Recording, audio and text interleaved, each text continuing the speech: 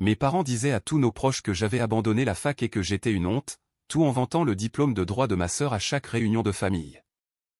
Ils n'avaient aucune idée de ce que je bâtissais en silence depuis 7 ans. Au dîner de Thanksgiving, une alerte info s'est affichée sur le téléphone de mon oncle, et tout le monde à table s'est lentement tourné vers moi pour me dévisager. Je m'appelle Ivy Colton. J'ai 29 ans. Si tu avais fait quelque chose de ta vie, je n'aurais pas à t'expliquer aux gens. Ma mère m'a dit ça en plein visage, lors du dîner de Thanksgiving, devant 31 membres de la famille. Elle répétait des versions de cette phrase depuis 7 ans. La décrocheuse, la honte, la fille qui ne méritait pas qu'on porte un toast. Ce qu'elle ne savait pas, ce que personne à cette table ne savait, c'est que la fille qu'elle avait passé 7 ans à effacer avait bâti quelque chose, dans le silence qu'il lui avait imposé. Et ce soir-là, la vérité est entrée dans la pièce sans frapper. Mais cette histoire commence bien avant cette table. Elle commence par un coup de fil à 2 heures du matin, et un choix qui m'a tout coûté. Avant de continuer, likez et abonnez-vous, mais seulement si cette histoire vous parle. Maintenant, laissez-moi vous ramener en mars 2017, la nuit où ma vie s'est scindée en deux. J'étais en 3e année à UConn. Informatique, moyenne de 3,7. Je n'étais pas la plus brillante de ma classe, mais je me présentais tous les jours. J'étudiais jusqu'à ce que mes yeux me brûlent. Je voulais ce diplôme, plus que la plupart des gens ne pouvaient le comprendre. Mon téléphone a sonné à 2h04 du matin, un mardi de mars. Ce n'était pas maman. Ce n'était pas papa. C'était Madame Tyranny, la voisine de ma grand-mère à Bridgeport. Ivy, ma chérie, c'est Ruth. Elle s'est effondrée dans la cuisine. L'ambulance vient de partir. Je me suis assise dans mon lit. Ma colocataire a bougé. J'étais déjà en train d'enfiler mes chaussures. J'ai appelé ma mère en premier. Ça a sonné 5 fois. Quoi, Ivy? Il est 2 heures du matin. Grand-mère a fait un AVC. Maman, elle est à Saint-Vincent. Un silence, puis un soupir. Pas le genre de soupir qui vient de la peur, mais celui qui vient du dérangement. Elle est vieille, Ivy. C'est ce qui arrive. J'ai une déposition à préparer pour demain matin. Appelle ta sœur. Elle a raccroché. Pas de question. Pas de « est-ce qu'elle va bien ?» Juste un clic, et c'était fini. J'ai appelé Meredith. Elle a décroché plus vite. Ivy, je ne peux pas. J'ai la préparation au barreau. Tu sais que maman va piquer une crise si je prends du retard. C'est grand-mère. Je sais, mais qu'est-ce que je suis censé faire d'ici? J'ai conduit 4 heures dans le noir, seul. Pas de café, pas de playlist, pas de compagnie, juste l'autoroute, et le bruit de ma propre respiration. Quand je suis arrivé à Saint-Vincent, grand-mère Ruth était aux soins intensifs, des tubes dans les bras, un masque sur le visage, le côté gauche de son corps immobile. La femme qui m'avait appris à faire du vélo, qui tressait mes cheveux tous les dimanches de mes 8 ans à mes 14 ans pendant que mes parents réglaient leur séparation, ressemblait à une étrangère dans ce lit. Elle a ouvert les yeux, a cherché ma main, et l'a serrée une fois. Elle a dit quelque chose à travers le masque à oxygène. Une phrase, calme, juste pour moi. Je vous dirai ce qu'elle a dit plus tard. C'est important. Mais à ce moment précis, debout dans cette chambre aux lumières fluorescentes, j'ai compris quelque chose avec une clarté parfaite. Personne d'autre ne viendrait. Grand-mère Ruth avait besoin de 6 à 12 mois de rééducation à temps plein, de kinésithérapie 3 fois par semaine, de quelqu'un pour l'aider à manger, à se laver, à passer du lit au fauteuil. L'assistante sociale de l'hôpital m'a tendu une brochure pour des aides à domicile. J'ai regardé les tarifs et j'ai failli rire. 42 $ de l'heure. Le chèque de sécurité sociale de Ruth couvrait à peine le loyer et les médicaments. Je suis allé voir mon conseiller pédagogique le lundi suivant. Le professeur Donnelly, un homme bon, lunettes à monture métallique, tache de café sur la manche, chaque jour. Prenez un congé sabbatique, a-t-il dit. Vous l'avez mérité. Revenez quand vous pourrez. Il a signé les papiers. J'ai signé les papiers.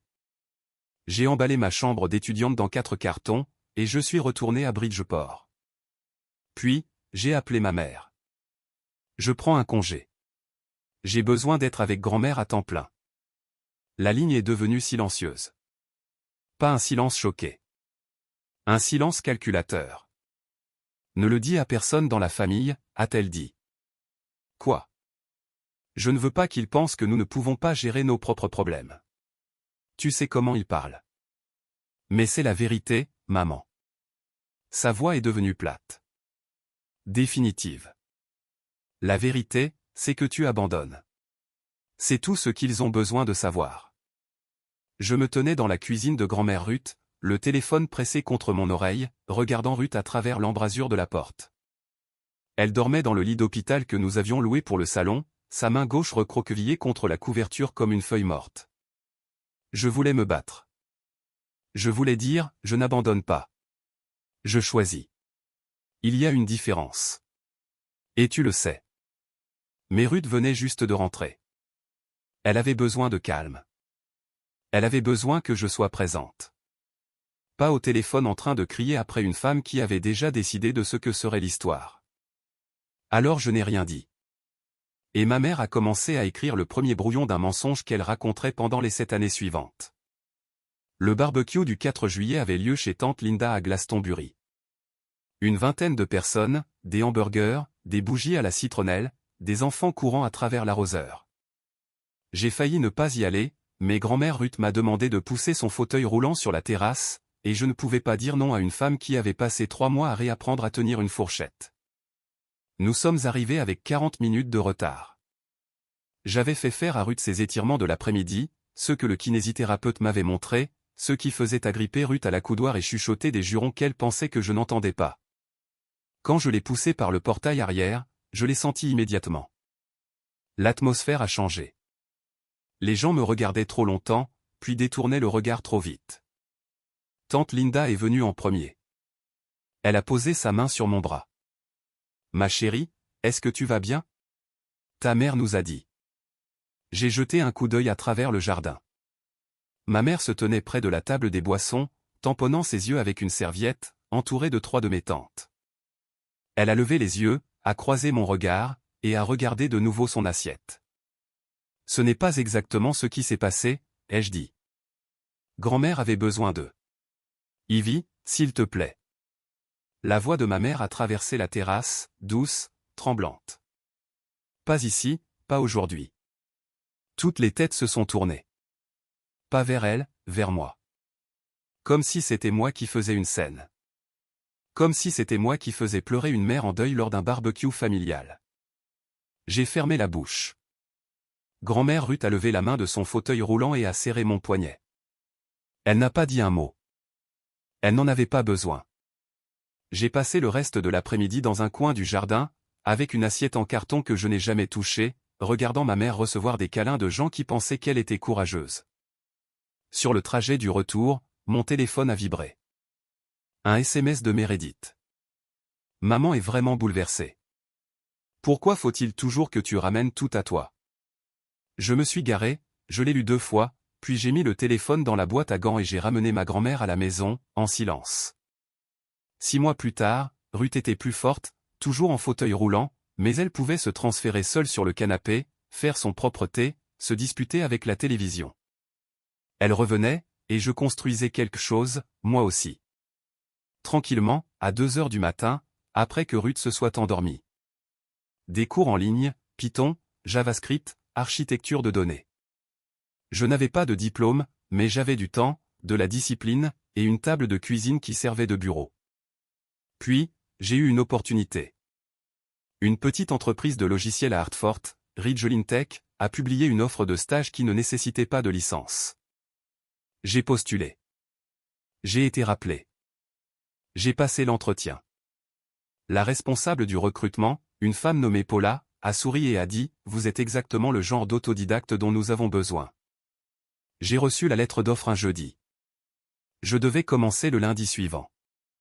Ou du moins, j'étais censé le faire.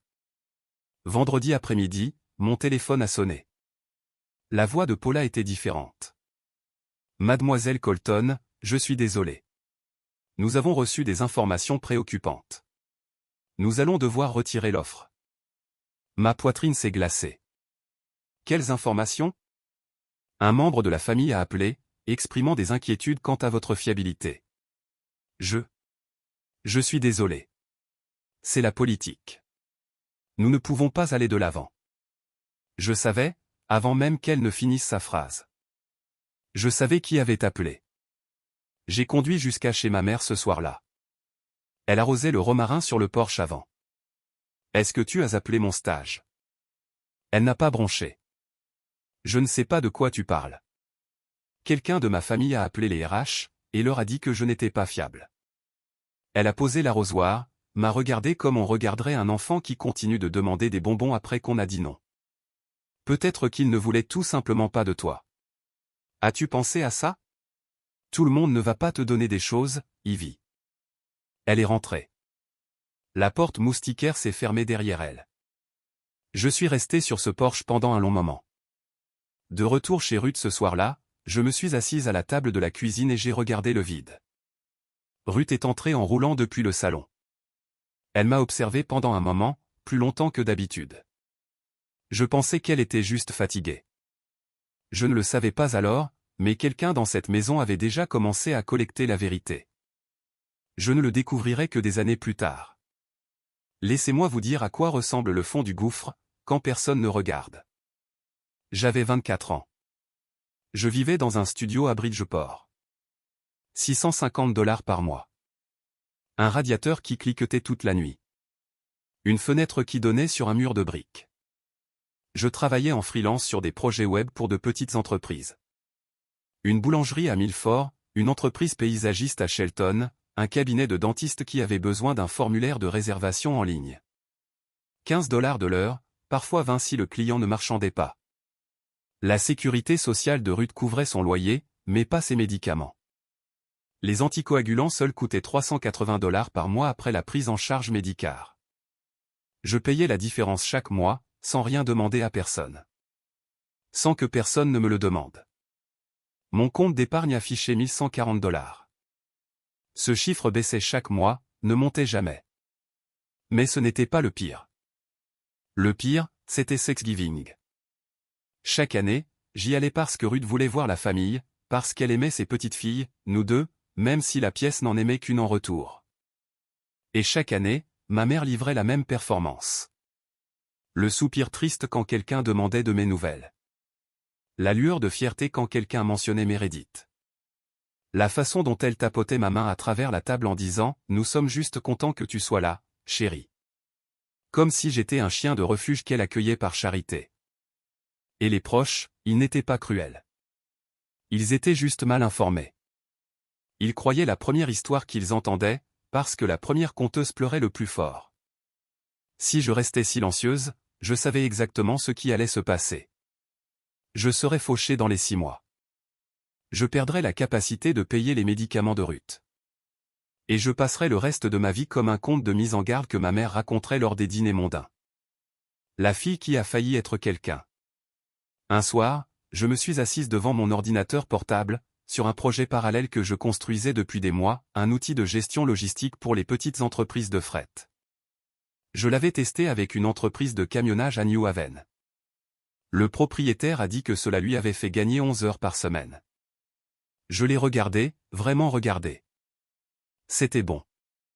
C'était véritablement, indéniablement bon. Et quelque chose en moi a changé. J'ai pris une décision en janvier 2019.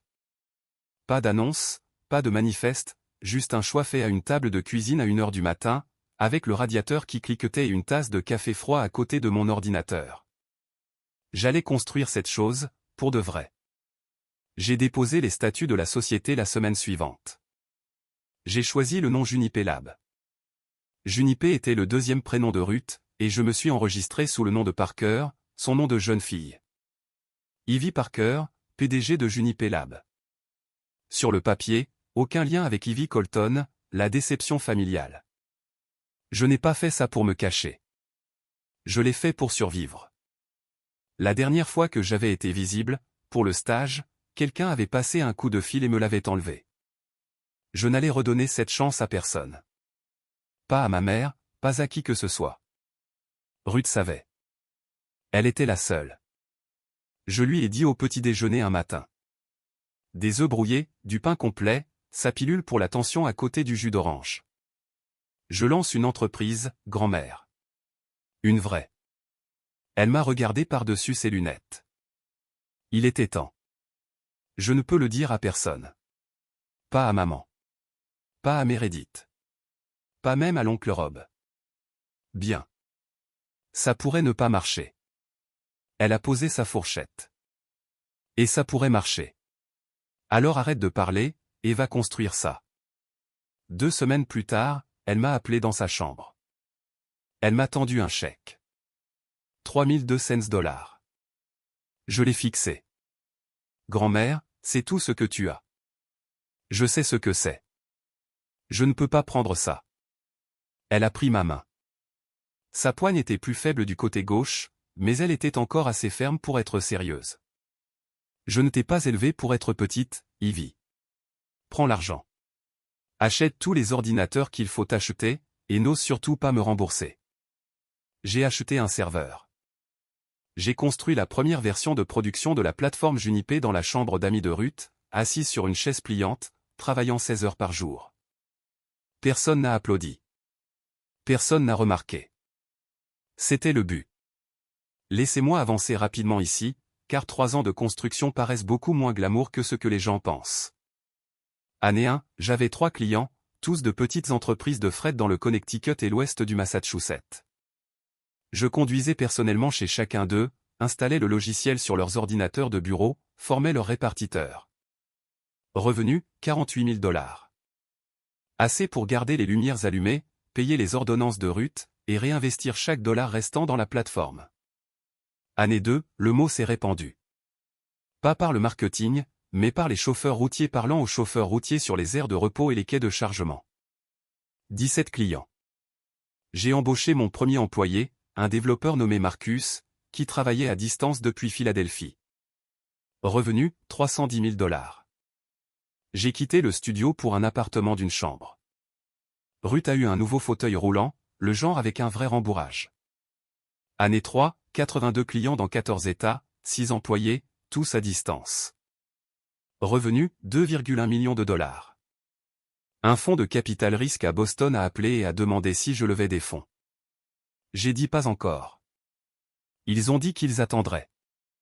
Et pendant ces 3 années, j'ai continué à aller à Thanksgiving parce que Ruth me le demandait, parce qu'elle aimait ces rassemblements, même quand il ne m'aimait pas en retour. Et à chaque fois, le rituel se déroulait de la même manière. Toujours pas de diplôme, disait ma mère à qui voulait bien l'entendre. Meredith vient d'être nommée associée junior. Nous sommes si fiers. À Thanksgiving de la 3e année, la belle-fille de tante Linda m'a demandé directement, « Alors, qu'est-ce que tu fais exactement, Ivy ?» Avant que je puisse ouvrir la bouche, ma mère a répondu pour moi. Elle fait un truc informatique. En freelance, je crois. Elle ne m'a pas regardé en le disant. Elle ne le faisait jamais. Ruth a croisé mon regard de l'autre côté de la table et m'a fait le plus petit signe de tête, le genre que seul moi pouvais lire. Pas encore. Puis, la 4e année est arrivée, et tout s'est accéléré. Un coup de fil de San Francisco. Un numéro qui m'a obligé à m'asseoir par terre dans mon appartement. Mais ça, j'y viendrai dans un instant. Ok, permettez-moi de faire une pause ici un instant. Ivy vient de recevoir un appel qui pourrait tout changer. Mais avant de continuer, je dois vous demander quelque chose. Si vous étiez Ivy, et que vous aviez été réduit au silence pendant des années, diriez-vous la vérité à votre famille maintenant, ou continueriez-vous à construire en silence? Mettez votre réponse dans les commentaires. A pour dire la vérité, B pour rester silencieux.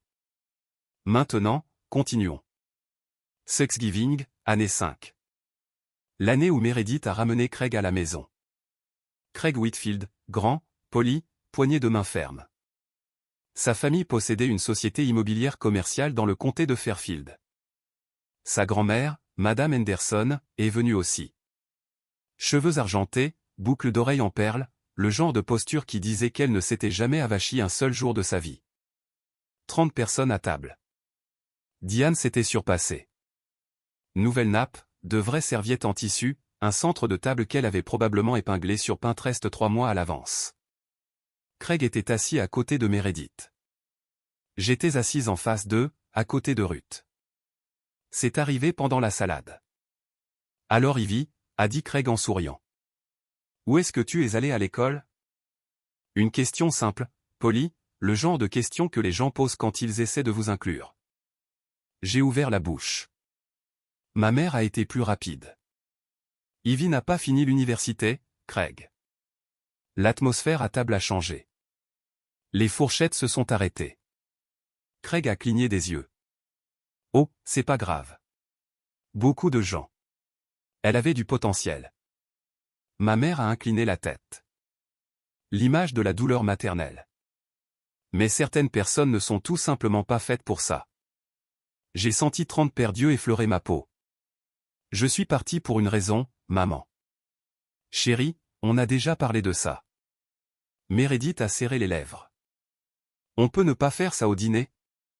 Ma mère s'est tournée vers Craig, la voix assez basse pour sembler intime, assez forte pour que tout le bout de la table entende.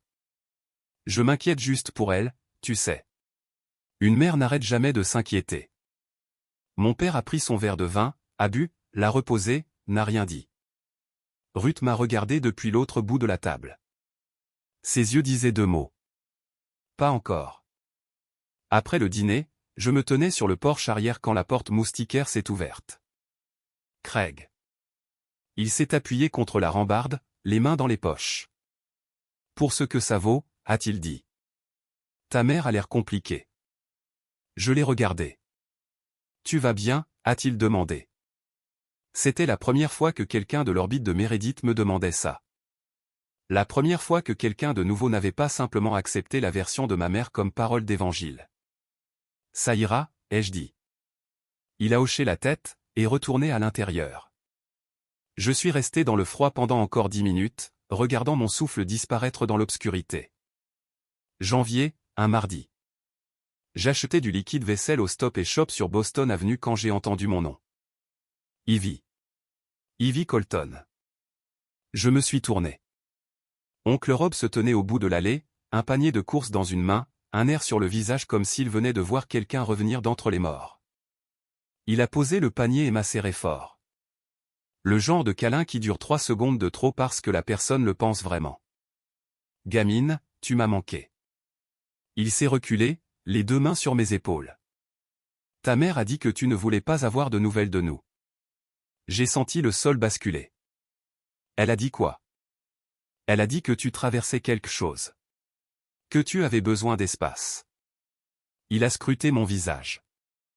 Elle a dit que j'empirerais les choses si j'essayais de te contacter. Je l'ai fixé. 4 ans. 4 ans de silence entre nous. Et j'avais supposé qu'il s'en fichait tout simplement. Qu'il avait entendu la version de ma mère et m'avait rayé de la liste comme tout le monde.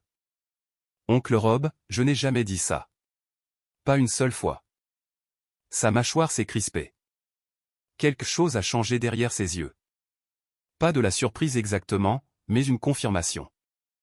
Comme si un soupçon qu'il portait depuis des années venait d'être prouvé. Raconte-moi, a-t-il dit, tout. Nous nous sommes assis dans sa voiture sur le parking pendant 40 minutes. Je lui ai parlé de l'AVC, de l'abandon de l'école, de maman m'interdisant d'expliquer, du barbecue, de la façon dont elle pleurait sur commande, et de la façon dont la salle la croyait toujours. Il n'a pas interrompu. Il a juste écouté. Quand j'ai fini, il a expiré par le nez et a dit une phrase. Elle contrôlait l'histoire. J'ai hoché la tête. Il est resté silencieux un moment. Alors, qu'est-ce que tu fais maintenant, pour le travail? J'ai hésité, regardé mes mains. Je construis quelque chose. Je ne peux pas en dire plus pour l'instant. Il n'a pas insisté, n'a pas fouiné. Il a fouillé dans sa veste et m'a tendu une carte de visite. Robert Grant, sa newsletter, analyse financière pour le secteur FinTech. Je suis toujours le monde de la tech, a-t-il dit. Une vieille habitude. Quand tu seras prête, a-t-il ajouté, je suis là. J'ai mis la carte dans mon portefeuille. Une pensée a traversé mon esprit. Brève, électrique, mais je ne l'ai pas dite à voix haute. J'ai juste conduit jusqu'à la maison. 2 mois plus tard, mon téléphone a sonné un dimanche matin. Le nom de ma mère sur l'écran. Rare. Elle ne m'appelait presque jamais directement. J'étais quelqu'un dont elle parlait, pas quelqu'un à qui elle parlait. Chérie, j'ai réfléchi. Le mot chérie a atterri comme un faux billet. Trop lisse, trop délibéré. Et si tu retournais à l'école? Je pourrais aider pour les frais de scolarité. Il était là, le piège. Parfaitement posé, soigneusement emballé. Si j'y retournais, elle obtenait un nouveau récit. La mère désintéressée qui a sauvé sa fille égarée. Si je refusais, elle en obtenait un différent. L'enfant ingrate qui a rejeté l'aide. Dans les deux cas, elle gagnait. J'apprécie l'offre, maman, mais je suis bien où je suis. Où es-tu, Ivy? À faire quoi? Tu ne peux pas continuer à te cacher. Je ne me cache pas. Une pause. Quand elle a parlé à nouveau, la douceur avait disparu. Tu sais ce que les gens disent de toi, n'est-ce pas? À chaque réunion, ils te prennent en pitié, Ivy. C'est ce que tu veux. Ma main s'est resserrée sur le téléphone. Ce que je veux, c'est que tu arrêtes de parler à ma place. Je parle pour toi parce que tu n'as rien à dire. Clic. Je me suis assise dans ma voiture devant l'appartement de Ruth. Mes mains tremblaient. Pas de tristesse. J'avais épuisé la tristesse il y a des années. C'était quelque chose de différent, de plus aigu, de plus propre. Puis mon téléphone a vibré. Une notification par email de Linan Equity Partners, San Francisco. Objet, Juniper Lab. Offre formelle de série A. Je l'ai ouvert, lu une fois, lu encore. Chère mademoiselle Parker, nous sommes heureux de vous faire part d'une feuille de conditions formelle pour un investissement de série A dans Juniper Lab, à une valorisation prémonétaire de 12 millions de dollars. 12 millions de dollars. J'ai regardé le chiffre, puis j'ai regardé dans le rétroviseur. Mes yeux étaient secs, complètement secs. Je n'avais plus de larmes pour cette femme. J'ai mis la voiture en marche, et je suis rentré chez moi pour construire. J'ai pris l'avion pour San Francisco un mercredi d'avril. Un vol de nuit depuis JFK, siège éco. Je portais le même blazer noir que j'avais acheté dans une friperie à New Haven 4 ans plus tôt. Les bureaux de Linan Equity étaient au 32e étage d'une tour de verre à Soma. La salle de conférence avait une vue sur le Bay Bridge. J'ai signé la feuille de conditions en face de 3 partenaires qui valaient chacun plus que toutes les maisons de la rue de ma mère réunies. Série A, valorisation de 12 millions de dollars. Je conservais 62% de la propriété. Juniper Lab, l'entreprise que j'avais démarrée avec les 3200 dollars de ma grand-mère dans une chambre d'amis qui sentait la lavande et le Bengay, était maintenant évaluée à 12 millions. J'ai gardé le nom Ivy Parker. Chaque communiqué de presse, chaque dossier juridique, chaque signature, Parker. Le nom de Ruth, le nom de la femme qui a cru en moi quand les gens qui étaient censés le faire ne l'ont pas fait. Personne dans la famille Colton ne relierait jamais Ivy Parker, PDG d'une société de logiciels de logistique, à Ivy Colton, la décrocheuse qui fait un truc informatique. Quelques semaines après la conclusion de l'affaire, TechCrunch a publié un petit article. Juniper Lab, la start-up logistique furtive qui dévore tranquillement le marché. Le journaliste a demandé une photo. J'ai refusé. L'article a été publié avec une image générique d'un conteneur d'expédition et une citation sur l'efficacité opérationnelle. La newsletter de l'oncle Robert couvrait le secteur de la technologie logistique. Il a mis l'article de TechCrunch en favori cette semaine-là. Il l'a même mentionné dans son récapitulatif du vendredi. Gardez un œil sur Juniper Lab. La fondatrice Ivy Parker fait quelque chose d'intéressant dans l'optimisation du dernier kilomètre. Il a écrit mon nom, ne l'a pas reconnu. J'ai lu sa newsletter depuis mon appartement à Bridgeport et j'ai ressenti quelque chose que je n'avais pas ressenti depuis longtemps. Pas la victoire, pas la justification, juste la satisfaction calme et obstinée d'une chose bien faite. Je ne me suis pas caché parce que j'avais honte. Je me suis caché parce que la visibilité m'avait déjà coûté une fois, et je n'allais laisser personne me reprendre ça. Ruth m'a appelé un samedi après-midi d'octobre. 2 ans avant le Thanksgiving qui a tout changé. Elle avait 79 ans à ce moment-là. L'AVC l'avait vieilli, mais son esprit était un piège en acier. Elle lisait encore le journal du début à la fin chaque matin. Elle me battait encore au Scrabble chaque semaine. « Assieds-toi » a-t-elle dit quand je suis entré. Elle était dans son fauteuil roulant près du placard de la chambre. Une boîte à chaussures reposait sur ses genoux, le vieux genre d'un grand magasin qui n'existait probablement plus. Elle me l'a tendue. Ouvre-la. À l'intérieur, sous quelques photographies et une pile de cartes d'anniversaire tenues par un élastique, se trouvait un seul email imprimé. De dian.colton@gmail.com à paula.reynolds@ridgeline.com. Date 14 mars 2018. Objet concernant Ivy Colton. Confidentiel. Je vous écris par inquiétude pour ma fille, Ivy Colton. Elle a des antécédents de manque de fiabilité et je détesterais que votre entreprise soit mise dans une position difficile. J'aime ma fille, mais je crois en l'honnêteté et j'estime qu'il est juste de vous prévenir. Les mots sont devenus flous. Mes mains tremblaient. Grand-mère, depuis combien de temps as-tu ça? Depuis la semaine où c'est arrivé. Elle a utilisé mon ordinateur et a oublié de se déconnecter. Je l'ai imprimé avant qu'elle ne puisse l'effacer. Pourquoi tu ne me l'as pas dit plus tôt? Elle a tendu la main et a posé la sienne sur la mienne. Fermement. Parce que tu n'étais pas prête. Tu l'aurais confrontée, et elle t'aurait détruite. Tu avais besoin de te tenir sur ton propre sol d'abord. Elle m'a regardé. Vraiment regardé, comme elle le faisait quand elle voulait que j'entende quelque chose avec plus que mes oreilles. Est-ce que tu te tiens debout maintenant? J'ai pensé à la série A, aux 22 employés, à la plateforme qui gérait les chaînes d'approvisionnement de 200 entreprises dans 18 États. Je suis debout. Alors garde ça, et attends le bon moment. Elle a serré ma main. Si jamais elle essaie de réécrire l'histoire devant les gens qui comptent, tu leur montres l'encre. J'ai ramené l'email chez moi. Je l'ai mis dans mon coffre-fort. Je me suis dit que je n'en aurais jamais besoin. J'avais tort.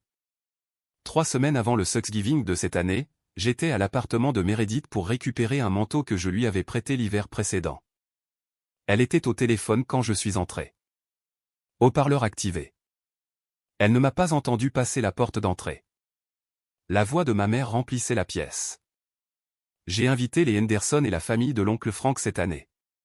30 personnes. Je veux que ce soit l'année où Meredith annonce ses fiançailles avec Craig. Ça doit être parfait. Je me suis arrêté dans le couloir, ma main sur l'encadrement de la porte. Et si Ivy commence quoi que ce soit, a continué ma mère, j'ai besoin que tu gères ça. Tu sais comment elle devient. Meredith a soupiré. Elle ne devient rien du tout, maman. Elle reste juste assise là. Exactement. La voix de ma mère s'est aiguisée.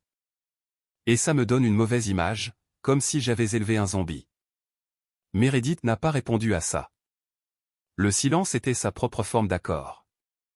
J'ai reculé, silencieuse, hors de la porte d'entrée. Je n'ai pas pris le manteau. Dans la voiture, je me suis assise, le moteur éteint. Je pouvais entendre mon propre pouls. Pas emballé, régulier, résigné. Puis mon téléphone a vibré. Un email d'un nom que je n'ai pas reconnu au début. Un éditeur chez Forbes. Chère mademoiselle Parker, nous aimerions présenter Juniper Lab dans notre liste 30 Under 30 pour la technologie logistique. L'article sera publié le 27 novembre. Nous aurons besoin d'une photo professionnelle et d'une brève interview dès que possible. 27 novembre. Le jour de Thanksgiving. Je l'ai lu 3 fois. Je n'avais pas prévu ça. Je n'avais pas chuchoté à l'univers ni conclu d'arrangement secret. Forbes avait son calendrier. J'avais le mien. Et les deux venaient d'entrer en collision, le seul jour de l'année que ma mère réservait pour rappeler à 30 personnes que je n'étais personne. J'ai regardé par le pare-brise les arbres nus de novembre. Je n'ai pas souri. Je n'ai pas pleuré. J'ai répondu par email. Je serais heureuse de participer. 27 novembre.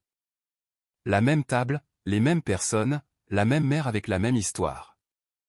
Mais cette fois, l'histoire avait une fin différente. Et ce n'est pas elle qui l'avait écrite. Le matin de Thanksgiving. Je me tenais devant le miroir de ma salle de bain à 7h15. Pull gris, jean, bottes, pas de bijoux à part les petites puces en perles que Ruth m'avait offertes pour mon 21e anniversaire. Je ressemblais exactement à ce à quoi je ressemblais à chaque réunion de famille depuis 7 ans. Ordinaire. À dessein. J'ai récupéré Ruth à 8 heures. Elle était déjà habillée et attendait dans son fauteuil roulant près de la porte d'entrée, une boîte de sablé fait maison sur les genoux. « Tu es jolie » a-t-elle dit. « Je ressemble à ce que je suis toujours. » Exactement. Nous avons conduit 1 heure jusqu'à la maison de mes parents à Glastonbury. La coloniale sur Maple Ridge Drive. Bardage blanc, volet noir, un Porsche que mon père peignait un printemps sur 2. Les voitures bordaient déjà la rue, au moins une douzaine. J'ai aidé Ruth à sortir de la voiture, déplié son fauteuil roulant, et je l'ai poussé dans l'allée. La porte d'entrée était ouverte. L'air chaud et l'odeur de dinde rôtie s'échappaient. À l'intérieur, la maison bourdonnait. Des voix, des rires, une playlist Motown que ma mère mettait chaque année pour prouver qu'elle était amusante. J'ai fait rouler Ruth à travers le seuil. Le salon était plein. Tante Linda près de la cheminée avec son mari Tom. Oncle Frank et sa femme près de la baie vitrée. Tommy, mon cousin, aidant son tout petit à sortir d'une combinaison de neige. Madame Henderson, la grand-mère de Craig, perchée sur la causeuse avec une posture parfaite, serrant un verre d'eau gazeuse. Et au centre de tout ça, ma mère, robe bordeaux, perles, cheveux fraîchement coiffés, tenant sa cour près de l'arche de la cuisine comme si elle présentait les émis. Elle m'a vu, a souri. Ça n'a pas atteint ses yeux. Jamais. Oh, Ivy, tu as amené mère. C'est gentil.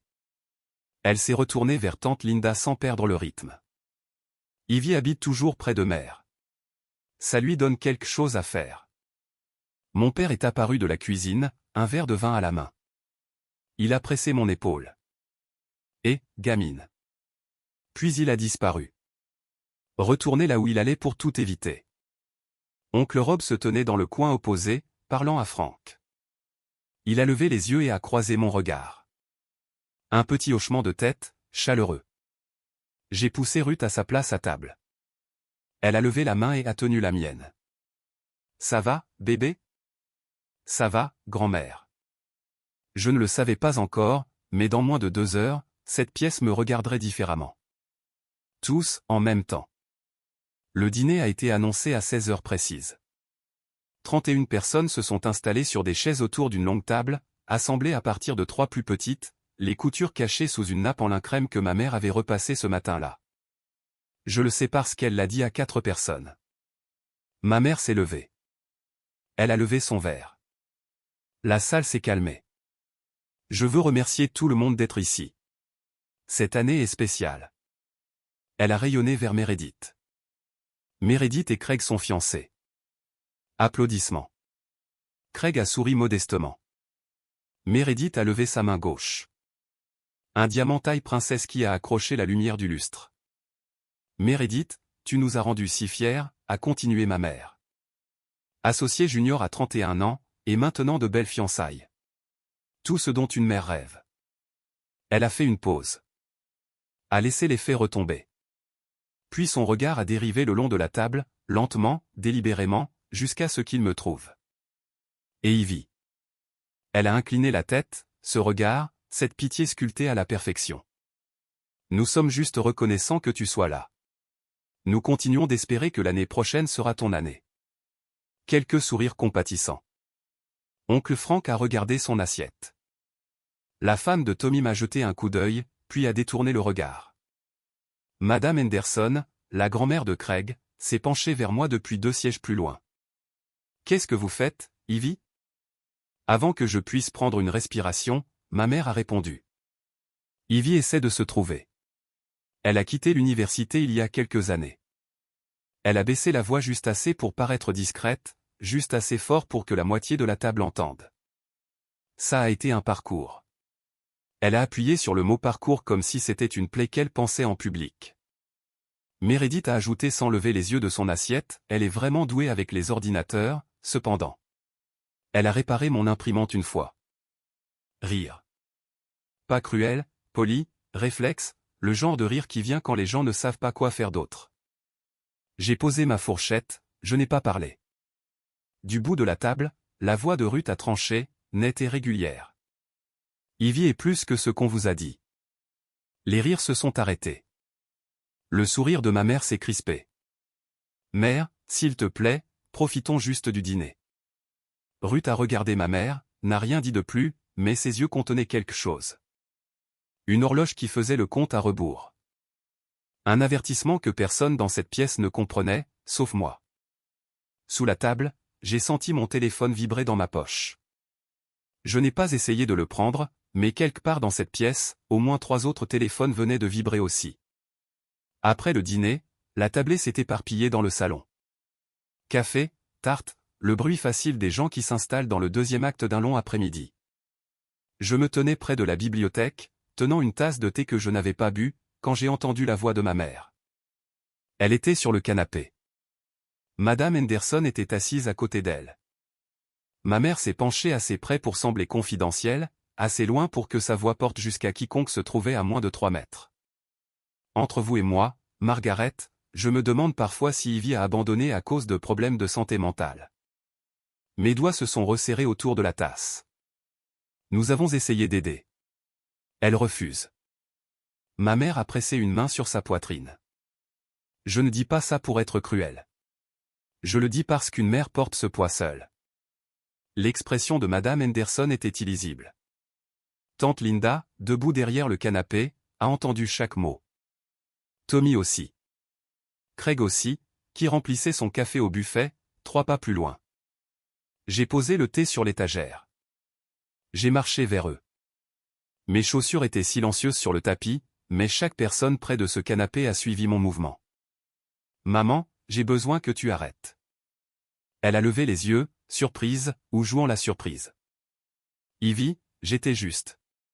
Tu disais à une étrangère que j'ai des problèmes de santé mentale, devant notre famille. J'ai gardé ma voix égale, à niveau. Ce n'est pas de l'inquiétude. C'est de la cruauté. Ses yeux ont brillé sur commande. Je m'inquiète juste pour toi. La voix de mon père est venue du coin. Moitié question. Diane, peut-être. Kevin, ne t'en mêle pas. Elle ne s'est même pas retournée. Puis elle m'a regardé à nouveau, et le masque a glissé. Juste une fissure. Juste une seconde. En dessous, il y avait quelque chose de froid et de certain. Si tu avais fait quelque chose de ta vie, je n'aurais pas à t'expliquer aux gens. 30 personnes. Cette phrase a atterri sur chacune d'elles. Tommy a regardé sa femme. Tante Linda a couvert sa bouche. Craig a posé la cafetière et a fixé le sol. Du fond de la pièce, dans son fauteuil roulant, Ruth a parlé. 2 mots, clairs comme une cloche. C'est assez. Et puis le téléphone de l'oncle Rob a vibré, et tout a changé. Rob a sorti le téléphone de la poche de sa chemise. Réflexe. La façon dont on vérifie une notification sans réfléchir. Il a jeté un coup d'œil à l'écran. Puis il s'est arrêté. Son pouce a plané. Sa bouche s'est légèrement ouverte. Il a relu. J'observais depuis l'autre côté de la pièce. Je ne savais pas ce que disait l'alerte, mais je savais, à la façon dont son visage a changé, dont la couleur a quitté ses joues pour revenir en afflux, que ça arrivait. Ivy. Sa voix était calme, presque un murmure, mais la pièce était déjà silencieuse depuis la dernière phrase de ma mère. Et dans ce silence, son unique mot a porté comme un coup de feu. Je l'ai regardé, il m'a regardé, puis il a regardé Ruth, puis de nouveau son téléphone. C'est toi. Oncle Frank a été le premier à bouger. Qu'est-ce qu'il y a, Rob? Rob a retourné le téléphone. Frank l'a pris. A lu. Ses sourcils ont grimpé sur son front. Seigneur Dieu, a dit Frank. Tante Linda sortait déjà son propre téléphone. Ses pouces bougeaient vite. Je pouvais voir la lueur d'un moteur de recherche se refléter sur ses lunettes. 3 secondes. 5. Oh mon Dieu. Elle a tourné son écran vers la table. Une photo, celle que j'avais prise il y a 2 semaines dans un studio à New Haven. Le seul portrait professionnel pour lequel j'avais jamais posé, parce que Forbes l'avait exigé. Mon visage, mon nom, un titre sur une acquisition d'une valeur de 47 millions de dollars. Une par une, les têtes se sont tournées. Tommy, sa femme, la fille de l'oncle Frank, Craig, Madame Henderson. Ils ont regardé les téléphones. Puis ils m'ont regardé. Ma mère se tenait au centre de la pièce. Elle n'avait pas bougé. Elle regardait d'un visage à l'autre, essayant de lire la salle comme elle le faisait toujours, essayant de trouver le courant, pour pouvoir le diriger. Quoi, a-t-elle dit? Qu'est-ce que tout le monde regarde? Personne ne lui a répondu. Meredith a tendu la main vers le téléphone de Craig. Il le lui a tendu sans un mot. Elle a lu. Sa main est retombée sur ses genoux. Elle a posé le téléphone face contre terre sur le coussin à côté d'elle, et a fixé le tapis. Ma mère était la dernière personne dans la pièce à le découvrir. Et pour la première fois en 7 ans, elle n'avait rien à dire. Je dois m'arrêter ici juste une seconde. La pièce est silencieuse. 30 personnes fixent Ivy. Diane ne sait toujours pas ce qui se passe. Que pensez-vous qu'il va arriver ensuite? Est-ce qu'Ivy reste calme, ou est-ce qu'elle laisse enfin tout sortir? Taper C pour calme, D pour éruption. Et si cette histoire vous tient en haleine, abonnez-vous maintenant. Continuons. Mon père a marché vers ma mère. Il a tendu son téléphone. Écran vers le haut. Elle l'a pris. A lu. J'ai regardé son visage passer par 3 étapes. Confusion. Son front s'est plissé. Ses lèvres se sont entr'ouvertes. Choc. Son menton s'est reculé. Sa prise sur le téléphone s'est resserrée. Et puis quelque chose que je n'avais jamais vu sur le visage de ma mère en 29 ans d'existence en tant que sa fille, la peur. Ce n'est pas réel, a-t-elle dit. Oncle Rob s'est levé de sa chaise. C'est sur Forbes, Diane. Et TechCrunch. Et le fil de l'après-midi de Bloomberg. C'est très réel. Ma mère m'a regardé, sa bouche s'est ouverte et fermée une fois avant que le son ne sorte. Tu as bâti une entreprise valant 47 millions de dollars? Oui. Et tu ne nous l'as pas dit? La question a atterri dans la pièce comme si elle avait jeté un verre contre le mur. Parce que même maintenant, même debout dans les décombres de son propre récit, elle ramenait tout à elle, à ce qu'on ne lui avait pas dit, à ce qu'on lui avait refusé. J'ai gardé ma voix stable. Tu n'as jamais demandé ce que je construisais. Tu as seulement dit aux gens ce que je n'étais pas. Le silence qui a suivi était si complet que je pouvais entendre la glace bouger dans le verre de quelqu'un à l'autre bout de la table. Tante Linda a pressé sa main sur sa poitrine. Oncle Frank a regardé ma mère, puis moi, puis ses chaussures. Madame Henderson s'est tournée vers ma mère. Elle n'a pas élevé la voix. Elle n'en avait pas besoin. Tu m'as dit qu'elle avait des problèmes de santé mentale il y a 10 minutes. Le visage de ma mère est devenu blanc. Je ne voulais pas dire ça comme. Je pense que tu voulais dire exactement ça. Craig se tenait près de la cheminée. Il a regardé Meredith. Meredith n'a pas rendu le regard. Le cousin Tommy s'est penché en avant sur sa chaise, les coudes sur les genoux, fixant le sol. Sa femme avait la main sur la bouche. La réalisation se propageait dans la pièce comme une vague lente. Pas seulement que j'avais réussi, mais que ma mère avait menti systématiquement pendant 7 ans à chaque personne dans cette maison, et qu'ils l'avaient tous cru. Ma mère a essayé de récupérer le coup. Elle a redressé ses épaules, incliné son menton, la posture qu'elle utilisait toujours quand le récit avait besoin d'être corrigé. Elle aurait pu nous le dire. Elle a choisi de nous exclure. Non, Diane. La voix de Ruth est venue du fauteuil roulant au bout de la pièce. Pas forte, pas en colère, juste absolue. Tu l'as exclu. La salle s'est tournée, chaque visage comme une boussole trouvant le nord. Ruth était assise parfaitement immobile. Sa main gauche reposait sur la coudoir du fauteuil roulant, la main qui ne fonctionnait plus bien depuis 7 ans, depuis l'AVC qui avait tout déclenché. Ivy a quitté l'école pour prendre soin de moi. J'ai fait un AVC. Tu le sais. Elle a regardé Diane avec des yeux qui attendaient ce moment depuis longtemps. Tout le monde dans cette pièce aurait dû le savoir il y a 7 ans. Mais tu leur as dit qu'elle avait abandonné parce qu'elle était paresseuse. Tu leur as dit qu'elle était une honte. Mère, s'il te plaît. Parce que tu avais honte, Diane. Pas d'elle. La voix de Ruth n'a pas vacillé. De toi-même. Tu as refusé de m'aider, ta propre mère. Ivy avait 22 ans. Elle a conduit 4 heures au milieu de la nuit, seule. Et quand elle a essayé de dire la vérité aux gens, tu as pleuré devant eux et tu as fait d'elle la méchante. Personne ne respirait. Tante Linda a regardé ma mère. Diane, est-ce que c'est vrai? Diane n'a pas répondu.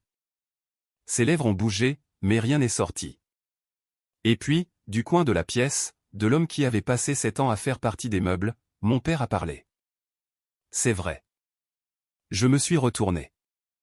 Il se tenait près de la fenêtre, le verre de vin disparu, les mains sur les côtés. Il avait l'air plus vieux que je ne l'avais jamais vu. Tout est vrai, a-t-il dit. C'était tout. 2 phrases. Mais venant d'un homme qui ne m'avait pas défendu en 7 ans, elles ont frappé la pièce comme une détonation. J'ai regardé mon père. Mes yeux me brûlaient. Mais je n'ai pas pleuré. J'avais passé trop d'années à apprendre à ne pas le faire. Il m'a regardé en retour, et pour la première fois, il n'a pas détourné le regard. Les mains de ma mère tremblaient, mais elle était toujours debout, essayant toujours.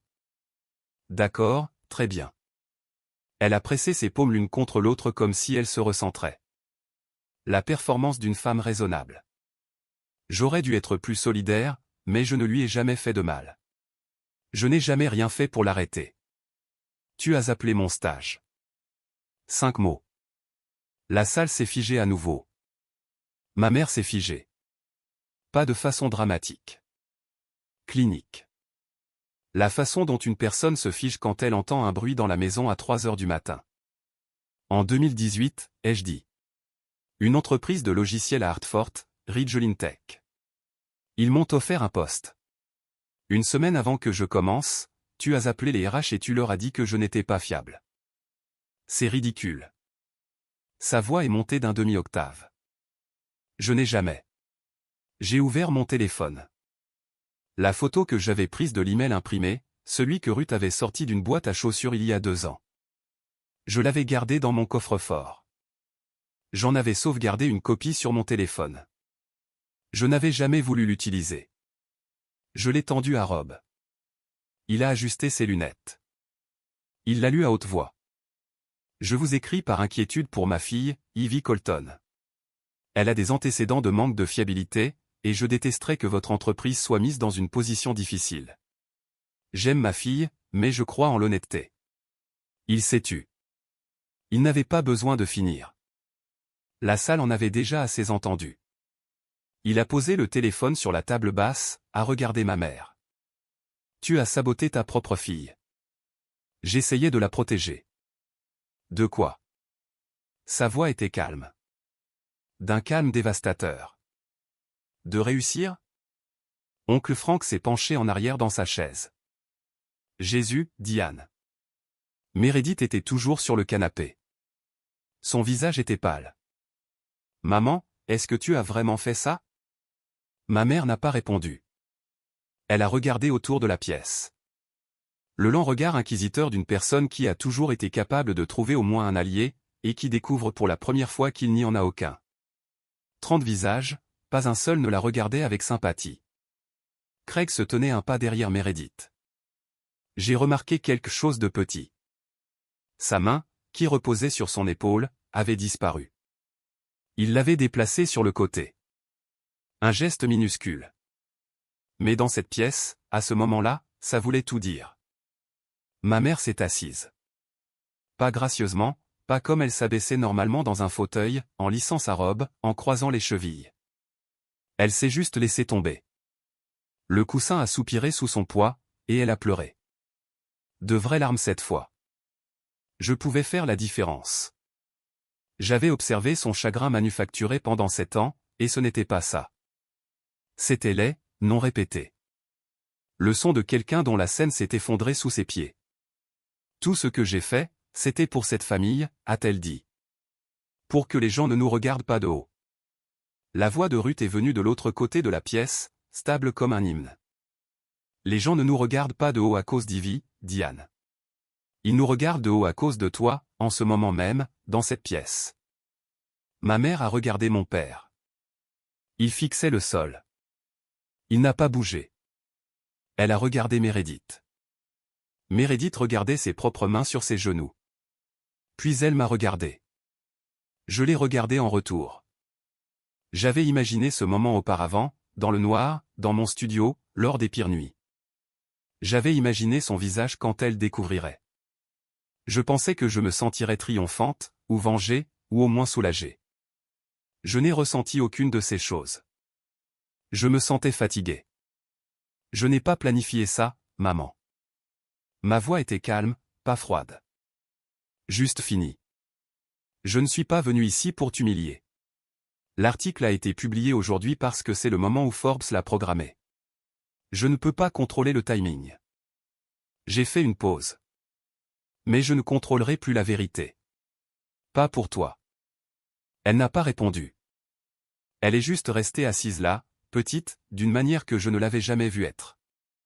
La femme qui avait rempli chaque pièce où elle était entrée, qui avait géré chaque conversation, dirigé chaque récit, décidé qui était le héros et qui était l'échec, ressemblait à quelqu'un qui avait oublié son propre nom.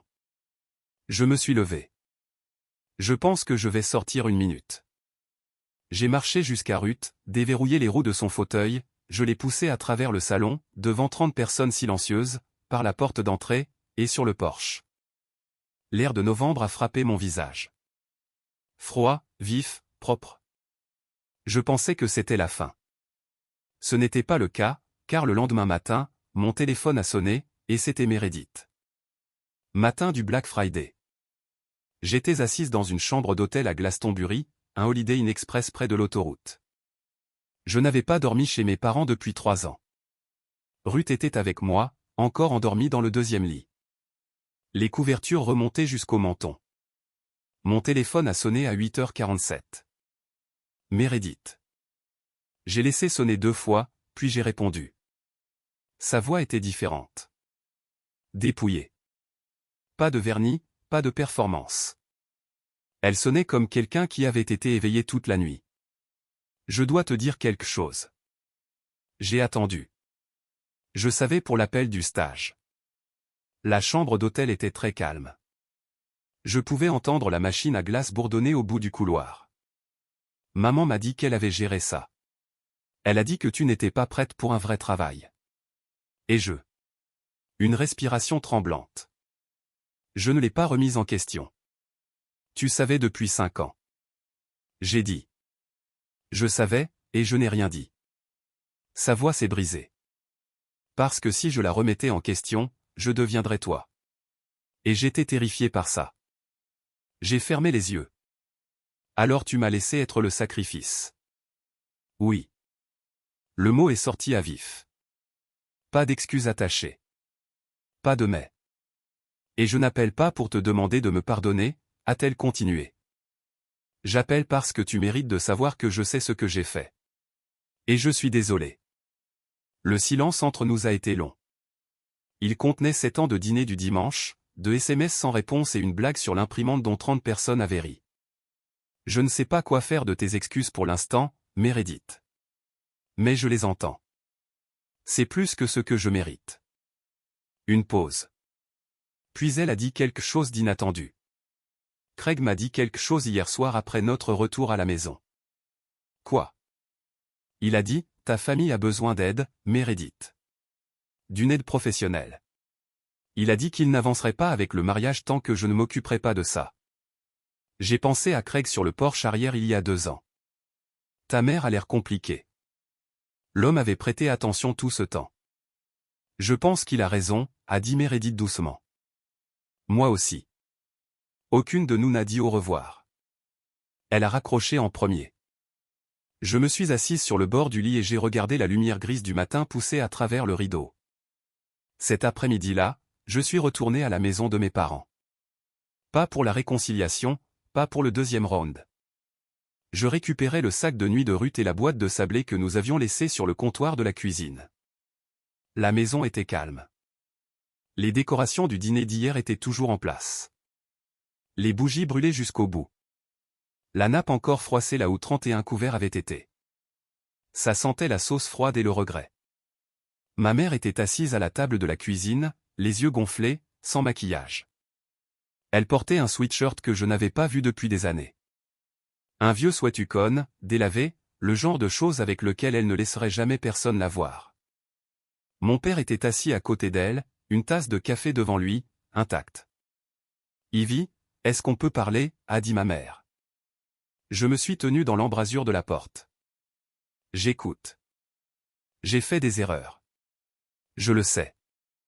Elle a pressé ses mains à plat sur la table, se stabilisant. Mais tu dois comprendre, j'ai grandi avec rien. Les gens regardaient notre famille de haut.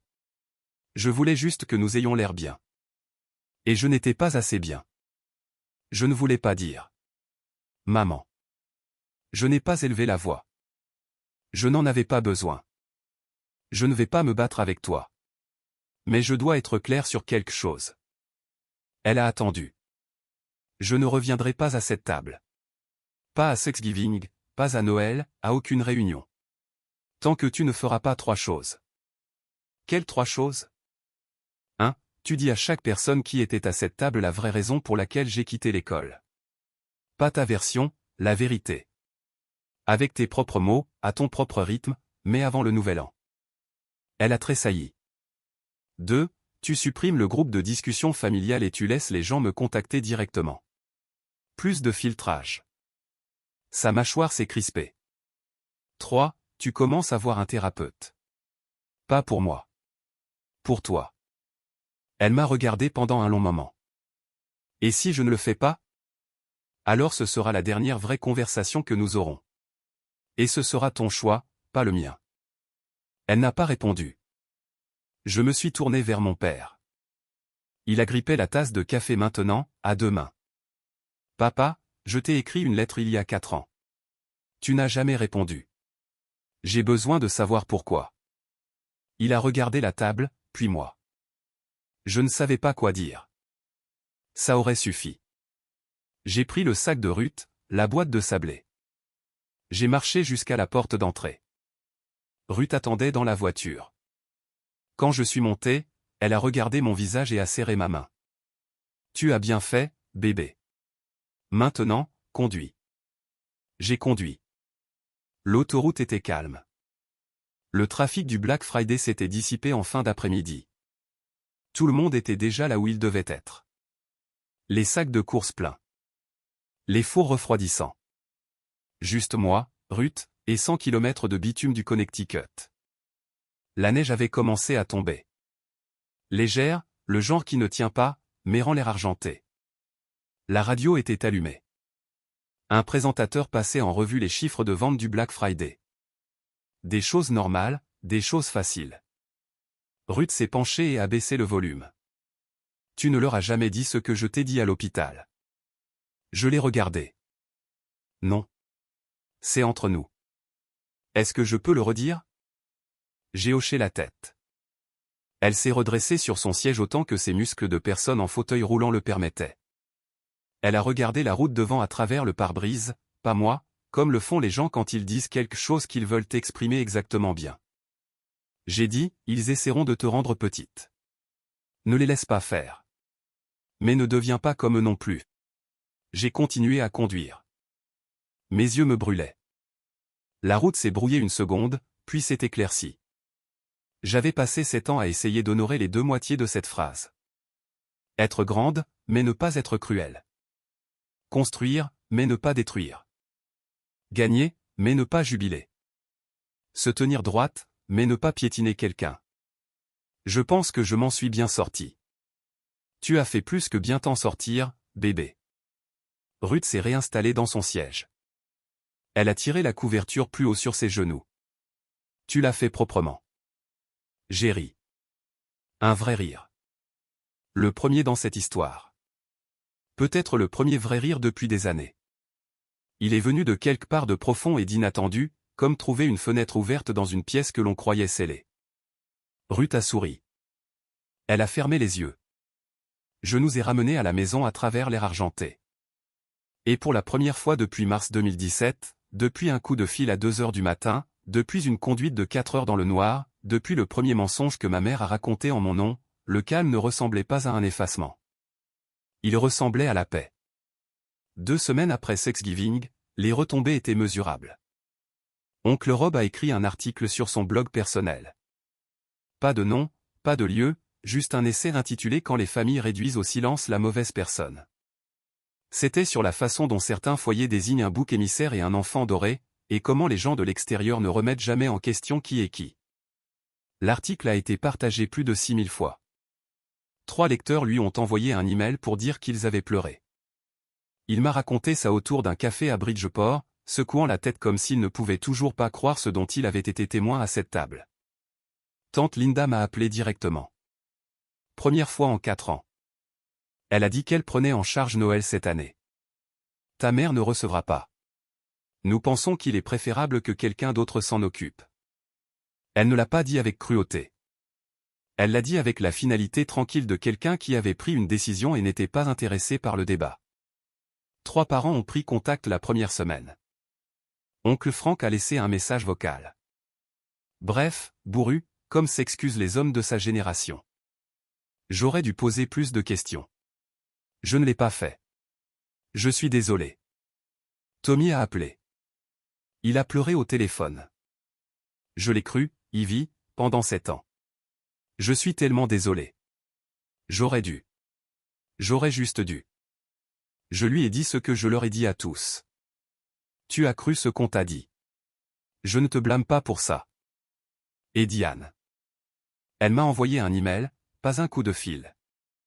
Elle n'en avait pas le courage. L'email était court, 4 phrases. Je comprends tes conditions. Je ne suis pas prête pour toutes, mais j'ai appelé le docteur Shelton et pris rendez-vous pour mardi prochain. C'est ce que je peux faire pour l'instant. Je l'ai lu 2 fois. Je n'ai pas répondu ce soir-là, mais je l'ai gardé. Plus tard, j'ai appris ce qui l'avait poussé. Ce n'étaient pas mes mots.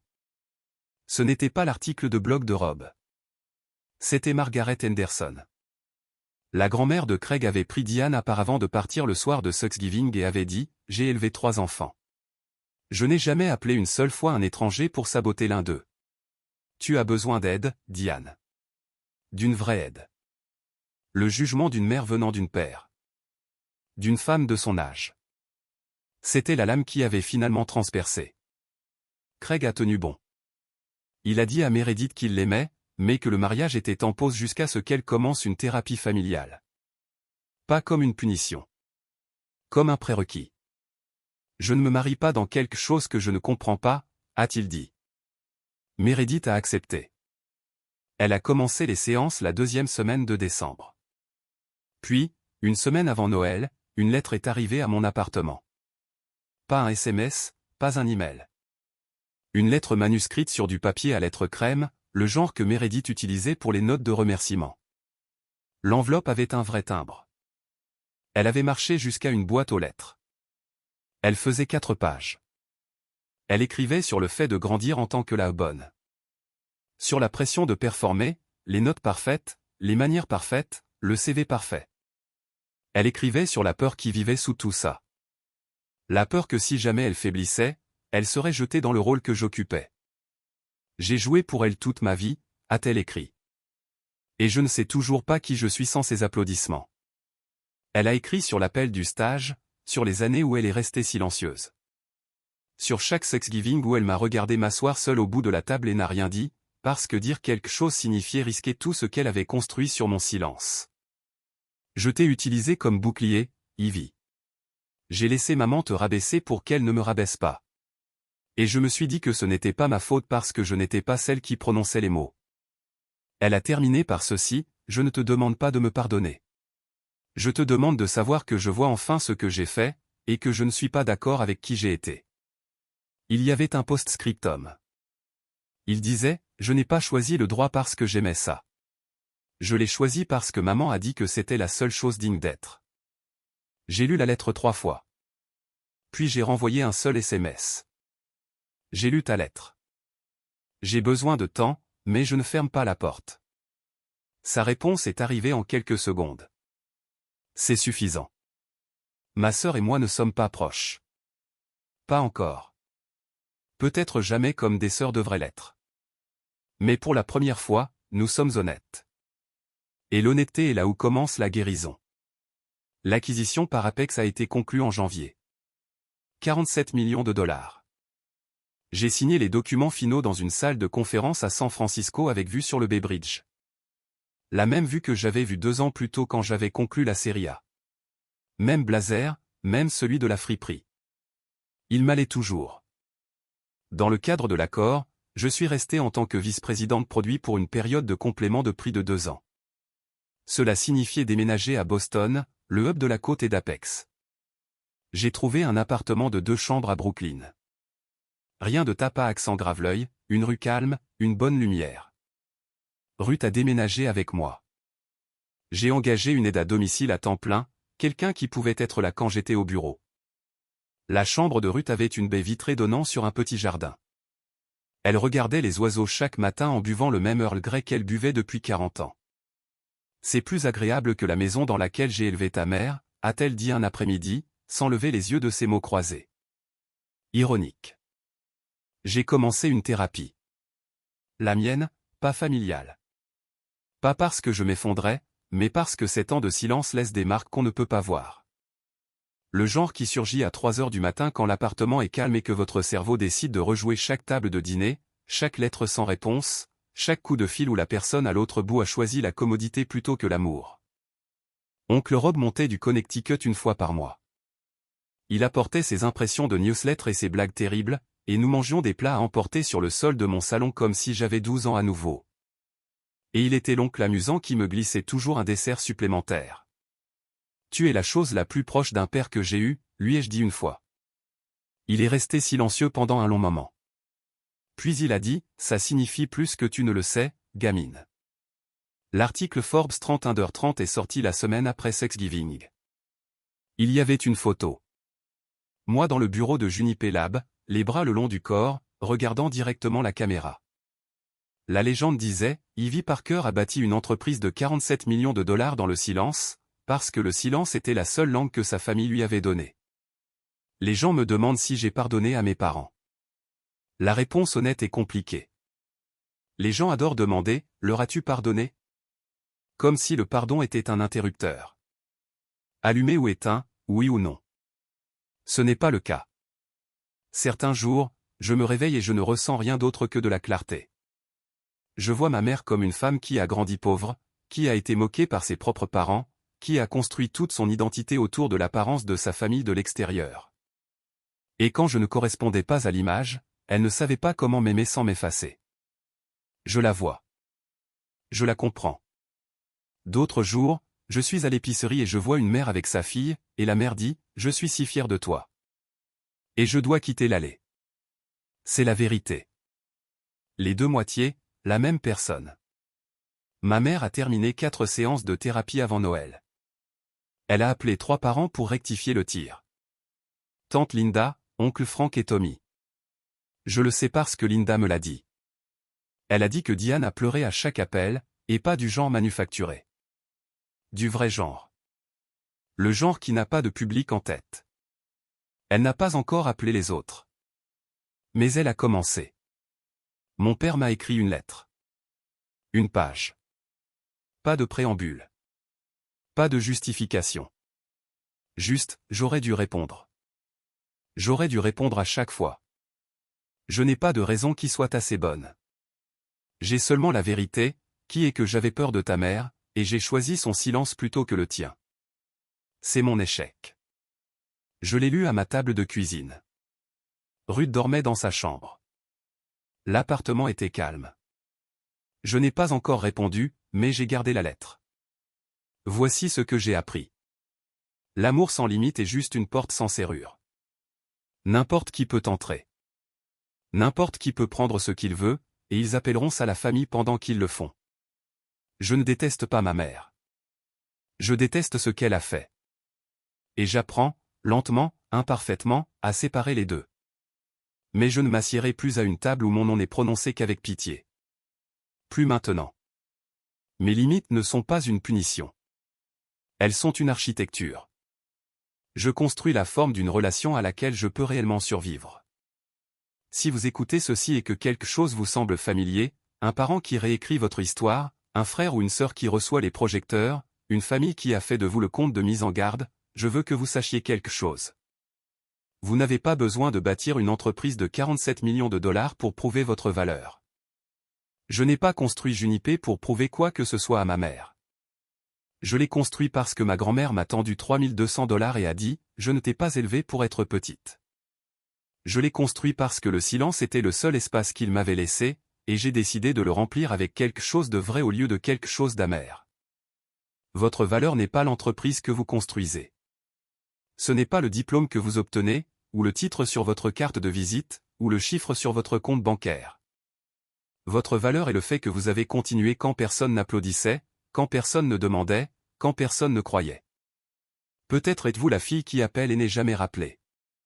Peut-être êtes-vous le fils qui se présente à chaque fête et est présenté comme celui qui n'a pas réussi. Peut-être êtes-vous le frère qui a eu les vêtements d'occasion pendant que quelqu'un d'autre recevait les applaudissements. Je vous vois. Et si vous avez besoin de la permission de fixer une limite avec quelqu'un qui vous aime mal, la voici. Vous pouvez aimer quelqu'un et refuser quand même de le laisser vous définir. Vous pouvez honorer d'où vous venez sans laisser cela décider où vous allez. Vous pouvez vous éloigner d'une table où votre nom n'est prononcé qu'avec pitié. Vous pouvez construire quelque chose dans le silence. Et un jour, peut-être pas aujourd'hui, peut-être pas cette année, mais un jour, le silence parlera de lui-même.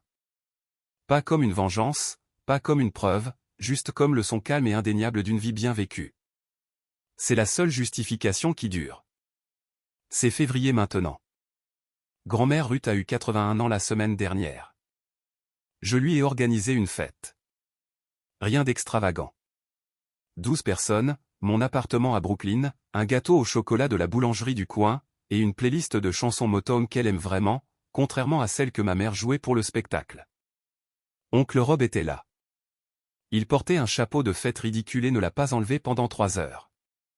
Tommy est monté du Connecticut avec sa femme et leur tout petit, qui a passé la soirée à essayer de voler le glaçage du gâteau à main nue. Et Meredith est venue. Elle est venue seule. Pas de Craig, pas de bague, pas encore. Elle n'est pas restée longtemps, mais elle est entrée avec un bouquet de gardénia, la fleur préférée de Ruth. Le genre de détail que l'on ne connaît que si l'on a prêté attention plus longtemps qu'on ne l'a laissé paraître. Elle les a posés sur la table et a dit « Joyeux anniversaire, grand-mère ». Ruth a levé les yeux de son fauteuil roulant et a souri. « Ça t'a pris assez de temps. » Meredith a ri. C'était petit, et un peu brisé, mais c'était réel. Ma mère n'était pas là. Pas parce que je ne l'avais pas invitée. Je l'ai fait. Elle a dit qu'elle n'était pas prête. Et pour la première fois, je l'ai cru. Parce que pas prête est honnête. Et l'honnêteté est là où nous commençons. Ruth était assise en bout de table. Elle a regardé autour de la pièce les visages, les fleurs, le chapeau de fête ridicule sur la tête de Rob, le tout petit avec du glaçage sur le menton. Elle m'a regardé. Elle a souri. C'est une bonne table, a-t-elle dit. Elle a raison. C'est une bonne table. Je l'ai construite non pas avec de l'argent, non pas avec de la vengeance, mais avec de la patience, avec du silence, et avec les gens qui se sont montrés quand personne ne regardait. Je m'appelle Ivy Colton. Certaines personnes me connaissent sous le nom d'Ivy Parker. J'ai 29 ans, et j'ai fini d'être le comte de mise en garde de quelqu'un d'autre. C'est mon histoire, et c'est moi qui la raconte maintenant. Merci d'être resté avec moi à travers toute cette histoire. Si le parcours d'Ivy a signifié quelque chose pour vous, si vous avez déjà été celui ou celle assis tranquillement à une table où votre nom n'était prononcé qu'avec pitié, j'aimerais entendre votre histoire. Déposez-la dans les commentaires. Et si vous voulez plus d'histoires comme celle-ci, vérifiez la description. Il y en a une avec laquelle je pense que vous vous connecterez tout aussi profondément. Je vous y verrai.